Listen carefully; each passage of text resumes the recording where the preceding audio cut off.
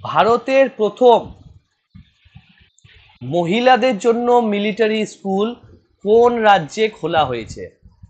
তাহলে first military school for girls, মহিলাদের জন্য, মেয়েদের জন্য প্রথম মিলিটারি স্কুল কোথায় খোলা হয়েছে? এটি খোলা হয়েছে বৃন্দাবনে। এটি বৃন্দাবনে খোলা হয়েছে। বৃন্দাবন, এটি মনে রাখবে। এবং বৃন্দাবন কোথায় আছে? উত্তর প্রদেশে আছে। ঠিক আছে।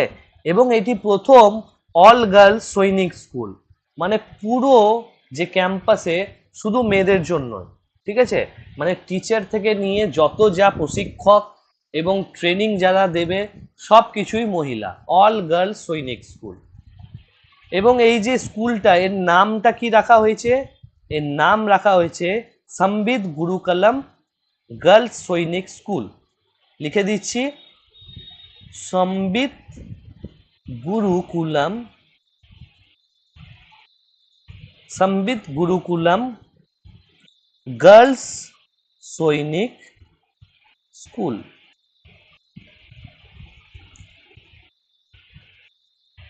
তাহলে এটিও মনে রাখবে, এটার নামটা কখনো তোমাকে ডাইরেক্ট এই নাম দিয়ে জিজ্ঞাসা করা হতে পারে যে সম্বিত গুরুকুলম গার্লস সৈনিক স্কুল এটি কোথায় অবস্থিত, বা ভারতের প্রথম মহিলাদের জন্য, মেয়েদের জন্য মিলিটারি স্কুল এটির নাম কি এবং কোথায় খোলা হয়েছে। ঠিক আছে।